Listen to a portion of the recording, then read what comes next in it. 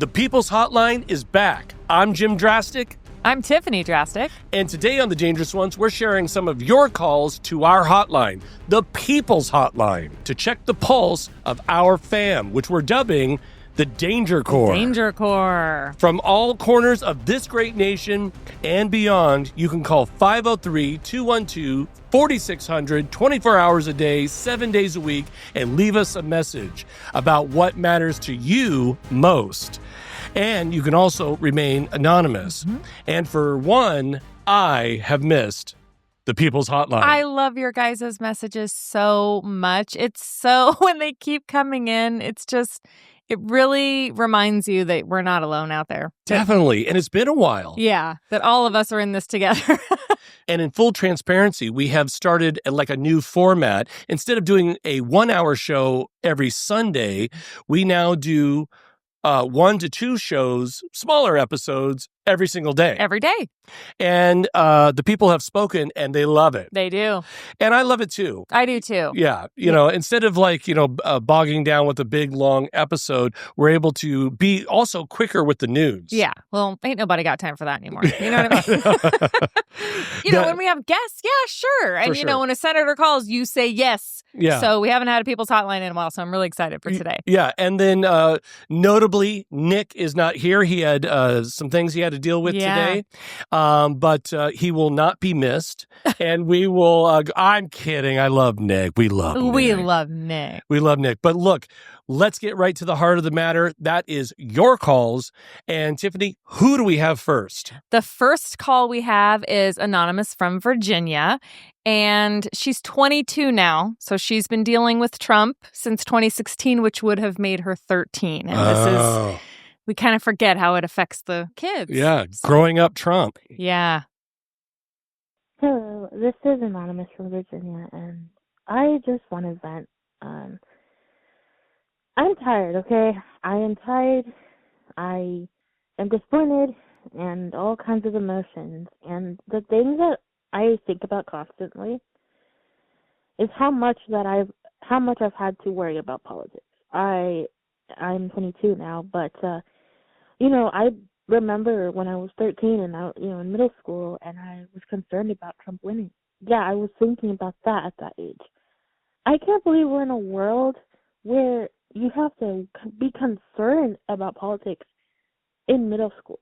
Like, when you're a teenager, you should live your life and not have to worry about all kinds of shit, not have to worry about Trump and if he's going to win again and the dangers of that. And the fact that it happened this time, that he won this time, it's a lot, because I've been dealing with this for a long time for me, and it's most of my life, it feels like, and I partially feel like I didn't get to enjoy my teenage years because of this. Like, I voted for the first time last year. I didn't register to vote when I was 18 because I'm blind and it's hard for me to get transportation sometimes, and I voted for the first time last year for Kamala Harris. And anyways, I'm just frustrated that I've had to worry about politics for a lot of my life now.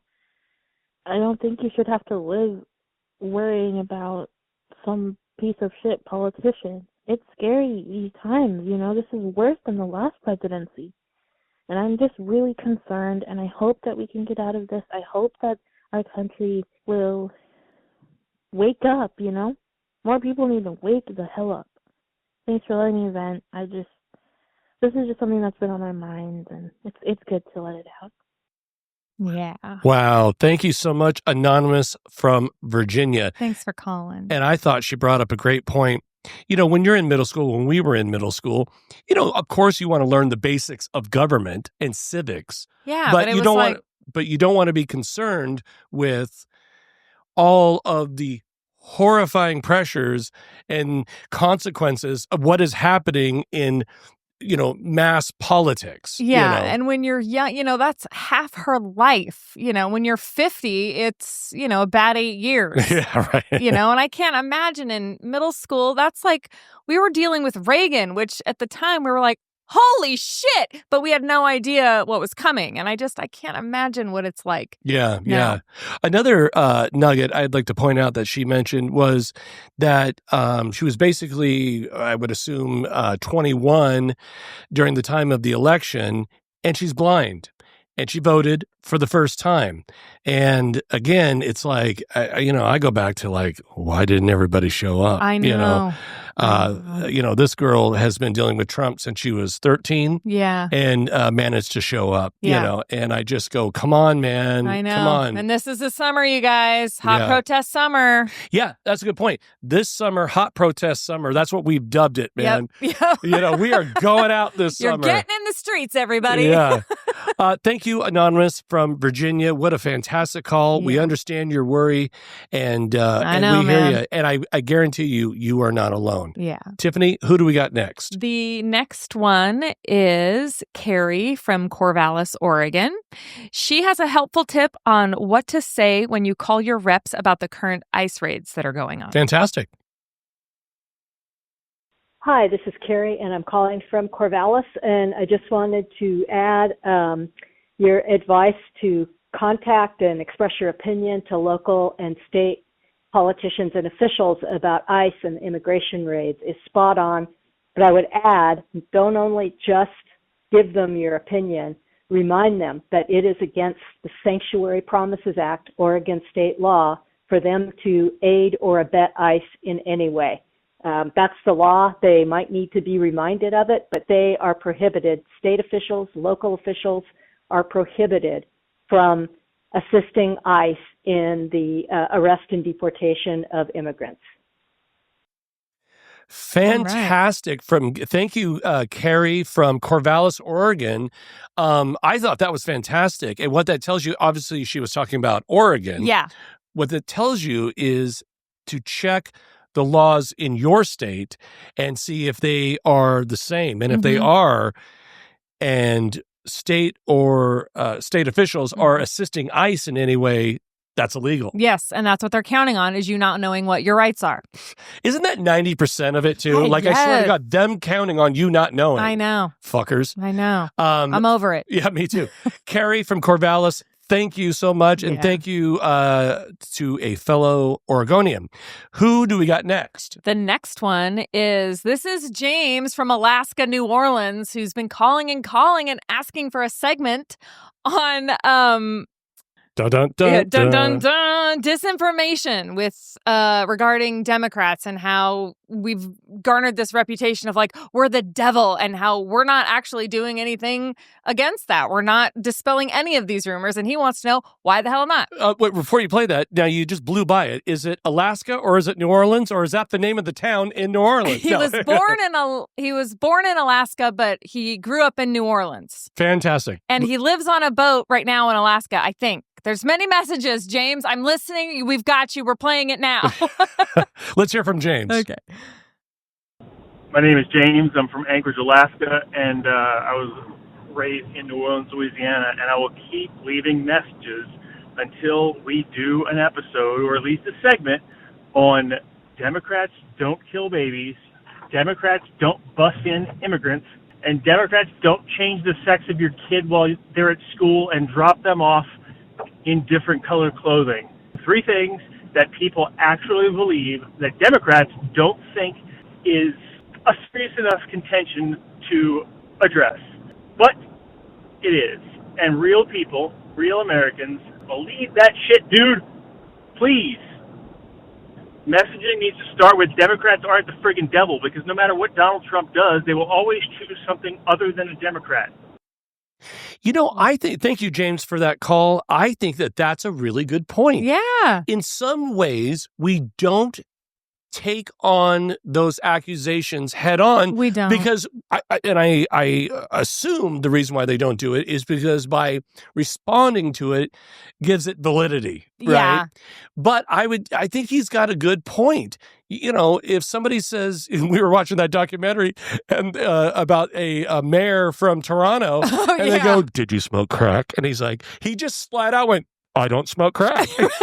Until they proved that he did, but And then he's like, yep, I totally do. Yeah. He's like, I totally did. What do you want me to do? I apologize. Whatever, Yeah. But his point is very well noted, is he's right. We don't take that on directly. And I don't know. I don't know why that is. I mean, we don't abort babies after they're born. First of all, listen to what crazy. you guys are saying. And It's murder. All if they're already born, it's murder. So what are you saying? Can I bring up another point that just what you just said led me to is all these people who are like Liz Cheney fans and who's that fucking guy? The other guy who was on the Jan 6 commission, who Adam Kidsinger or whatever his name is.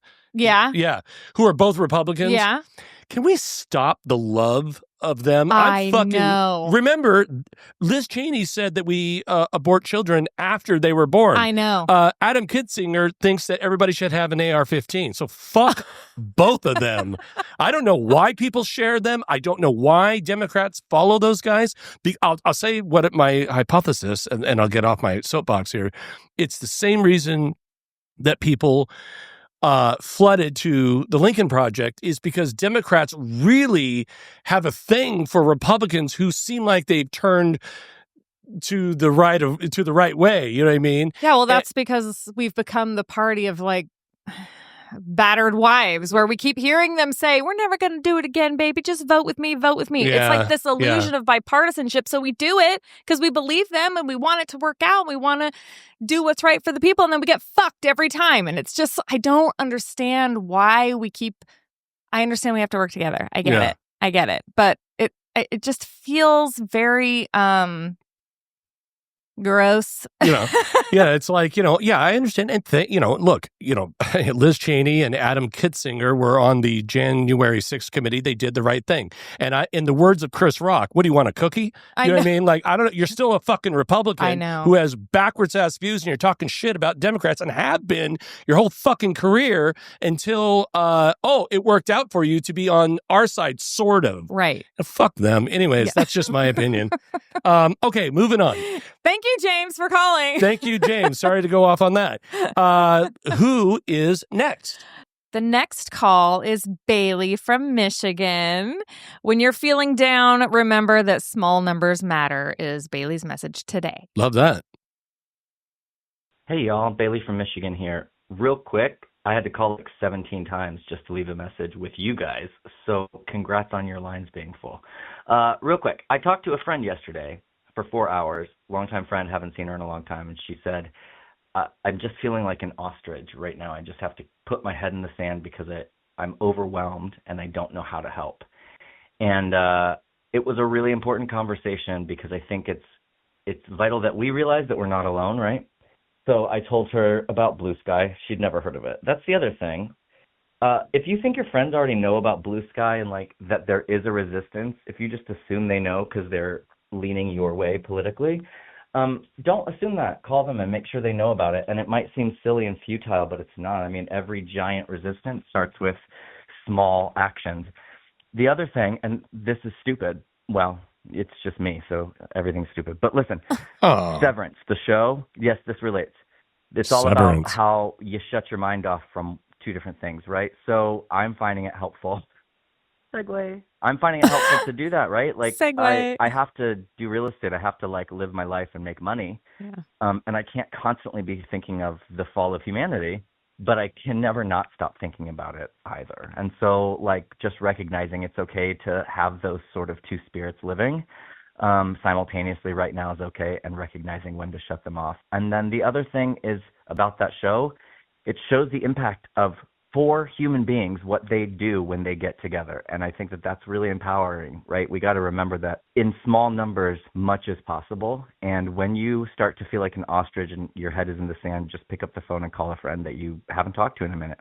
Ask how they're doing. You'll be surprised that they're doing the same way you are exactly. And you can probably help each other. Anyway, that's my advice. I'm going to sign off, but I like doing it like this so that when you are playing it and you're on the YouTube, Jim kind of like keeps getting ready to talk, and then I continue talking and he stops, and I want to see that happen a few times. Okay. Anyway, keep up the good work, y'all. Thanks. Fuck all. I love Bailey so much. I love Bailey. Thank you, Bailey. And you're right. Sometimes I don't hear these calls beforehand. And so I'm like, yeah. ready to chime in. Thoughts? I just love Bailey. Thank you so much for calling. And it really is true. You have this duality. You go to these protests and you have like big highs from No Kings, right? And then you're at work on Monday and you're like, well, now what the fuck do we do? Right. When's the next one? So you have to learn how to balance, all the shit that's going out in the world with what's going on in your own life, and how to turn it off and turn it on and allow it to live with itself in your own mind. It's hard. I would agree. And also, I thought he brought up another great point was, don't assume people know about things like Blue Sky, that the resistance has kind of moved over there. Mm-hmm. Give them a call. Don't assume anything. Yeah. Fantastic advice. Bailey, we love you. You are a frequent caller, and you are a mayor in the Danger Corps. Seriously, you brighten my day every time you call. Definitely. And Tiffany, who is our final caller? Okay, our final caller today is Diana from Washington, and she is re-energized after the No Kings protests. Word. Hi, my name is Diana, and I am a 75-year-old cancer survivor, and I just was so energized. I'm up here in Bellingham, Washington. I used to live in Portland. I left several years ago, and I love your show, by the way. Oh. But it was just amazing. I just feel so re-energized and met so many wonderful people. And I'm going to be doing this, whenever there's one available. And if not, I'll probably just be out there by myself. So I do not think you people are dangerous. I think that the opposition is dangerous. You're the good guys. All right. Thank you. Wow. Thank you so much. Thank you, Diana. Diana, thank you so much. That was really sweet of her to say. It really And boy, was. I couldn't agree more that I was energized after the No Kings protest. I was too. There was just the vibe there was everyone was, it didn't feel scary. It didn't feel, because I've been to some protests where I'm like, something's going to pop off today. Yeah. That's not what it was. Everyone was just like, okay, we got to do it. So let's do it together and have fun at least. Definitely. It was absolutely re-energizing. It was a fantastic time. I highly recommend getting out there. This is hot protest summer. It is hot protest summer. We have dubbed it. And the reason that we are the dangerous ones, she's right, the opposition is dangerous. But when we get together, because those white boys with money better learn how to run. Because you and me, brother, we're the dangerous ones. That's right. Because if we show up and we all show up together, they're fucked. Their whole way of life is over. So let's do it. That's why it's called the Dangerous Ones. Yeah. Folks, tell us what you think. Let us know what matters to you. Call 503-212-4600, 24 hours a day, 7 days a week. Leave us a message and you can remain anonymous. Folks, please share and like this video. And if you're listening to us, please give us a 5-star review. It sure helps a lot. If you'd like to support this show, you can go to thedangerousones.com. That'll kick you over to our Substack where you can become a paid subscriber. Until then, be safe. Get into good trouble, and remember, we are all the dangerous ones. That's right.